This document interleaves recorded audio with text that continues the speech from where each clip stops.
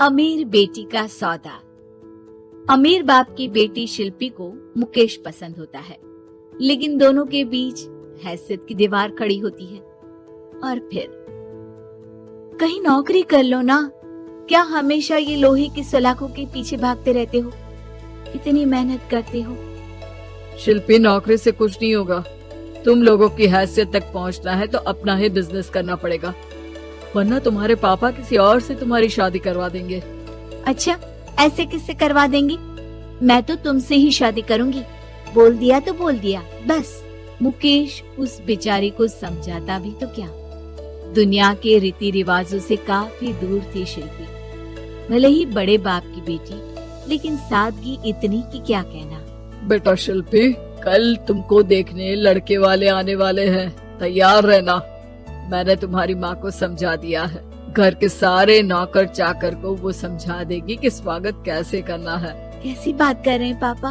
मैं तो मुकेश से प्यार करती हूँ, उसी से शादी करूंगी। मैंने आपको बताया था ना। मुकेश किसका बेटा है? वो स्टील किंग सिंघानिया का या वो जो बड़े ज्वेलरी वाले हैं मेहता, उनका?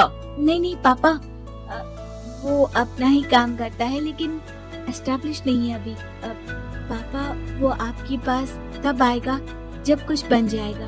आप प्लीज थोड़ा सा वक्त दे दीजिए। पिता को शिल्पी की बात पर गुस्सा आ जाता है। वो उससे कुछ नहीं कहते और शिल्पी की माँ के पास जाते हैं। ये संस्कार देकर बड़ा किया तुमने शिल्पी को, और कैसे मैं किसी भिखारी के साथ उसकी शादी कर दूं? कौन है ये मुकेश? मैं जानती हूँ, बड़ा ही होनहार लड़का है। शिल्पी से बहुत प्यार करता है और शादी करना चाहता है। अरे ऐसे कैसे मैं किसी से भी अपनी बेटी की शादी कर दूं? कोई भी उठकर आए और कहे कि मैं शादी करना चाहता हूँ तो मैं शादी कर दूं? कान खोल कर सुन लो, कल उसे अच्छे से तैयार कर देना, क्योंकि जो लड़का मैंने देखा है शिल्पी के लिए, वो करोड़पति घर का बेटा है, समझी? लाख मना करने पर भी शिल्पी को उस लड़के से मिलवाया जाता है जो उसके पिता ने उसके लिए देखा था। देखिए, मैं किसी और से प्यार करती हूँ और उसी से शादी करूंगी। ये तो बहुत अच्छी बात है कि तुम किसी और से प्यार करती हो, क्योंकि मैं भी किसी और से प्यार करता हूँ। लेकिन शादी तो हम दोनों को ही करनी होगी, जानती हो ना, ये बिजनेस और ये सारा कुछ। शिल्पी को समझ में नहीं आता कि वो क्या कह रहा है, लेकिन वो समझ जाती है कि वो लड़का भी किसी और से प्यार करता है। पिताजी, वो भी कह रहा था कि वो किसी और से प्यार करता है। हाँ तो करने दो ना, हमने तो नहीं रोका। तुम अपना देखो, शादी के लिए हाँ कर गया है वो। लेकिन क्यों? अरे वो और मैं दोनों ही एक दूसरे से प्यार नहीं करते, फिर शादी क्यों कर ले? पापा, एक बार सिर्फ मेरे कहने पर आप मुकेश से मिल ले। पिता शिल्पी के कहने पर फॉर्मेलिटी के लिए ही सही, लेकिन मुकेश को घर बुला लेते हैं। देखो, ज्यादा वक्त नहीं दे पाऊंगा। ये बताओ कि शादी के बाद कहाँ रखोगे उसे? 2 कमरे के मकान में? नहीं सर, मैंने 2 साल के बाद का सारा प्लान कर लिया है। मैंने आयरन इंडस्ट्री खड़ी करने के लिए पूरा ब्लूप्रिंट तैयार किया है। मेरी खुद की जगह है दादाजी की, बस थोड़ा फंड का अरेंजमेंट हो जाता तो काम शुरू कर देता। अच्छा, मतलब तुम यहाँ फंड रेज करने आए हो? मुकेश समझ जाता है कि उसके पिता शिल्पी की शादी उससे कराने के मूड में नहीं है। फंड आप कभी दे भी नहीं पाएंगे मुझे तो सिर्फ शिल्पी चाहिए। मैं उसके बिना नहीं रह सकता सर। मैं उसे बहुत खुश रखूंगा। वो तो हर पति का धर्म होता है।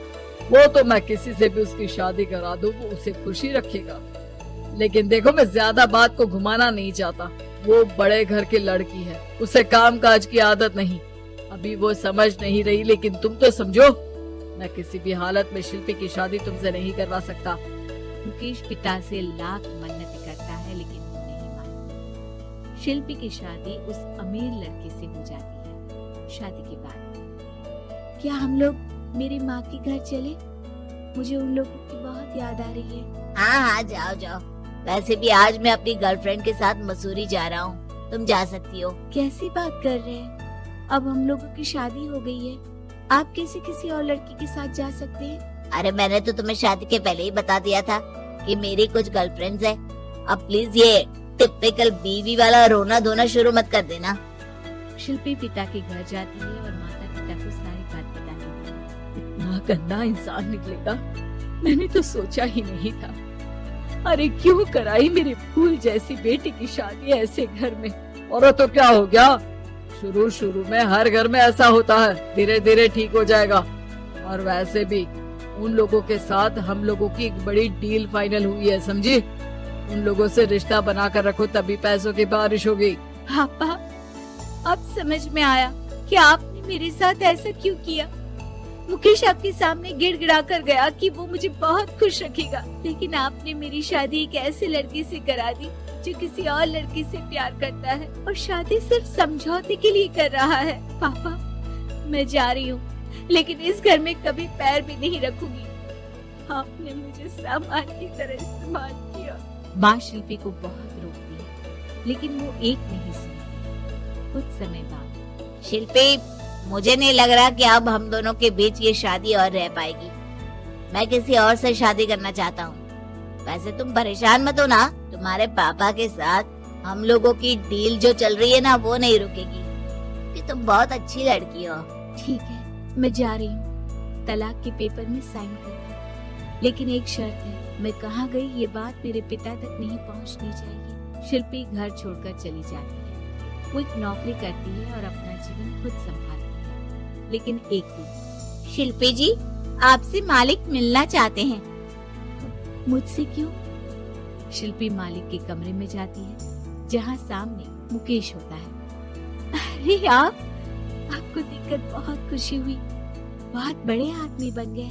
थैंक्स, पर तुम्हें नौकरी करने की क्या जरूरत पड़ गई। मैंने तो सोचा भी नहीं था कि तुम मेरी शिल्पी होगी। तभी वहाँ शिल्पी के पिता आ जाते हैं। शिल्पी, तुम्हारे बारे में माँ से पता चला। घर चलो बेटा, मुझे माफ कर दो। मुकेश, मैं यहाँ अपनी कंपनी के काम के लिए आया हूँ।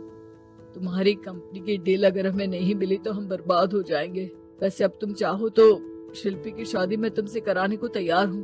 बस करिए पापा, ये क्या सौदा लगा रखा है आपने। जिस कंपनी से आपकी डील हो, अपनी बेटी की शादी उसी के घर करा देते हैं। शिल्पी मुकेश से माफी मांगती है और वहाँ से जाने लगती है कि मुकेश उसे रोक लेता है। रुको शिल्पी, ये सब कुछ तुम्हारे लिए है। ये कंपनी, ये नाम सिर्फ तुमसे शादी करने के लिए ही खड़ा किया था। मैं आज भी तुमसे बहुत प्यार करती हूँ।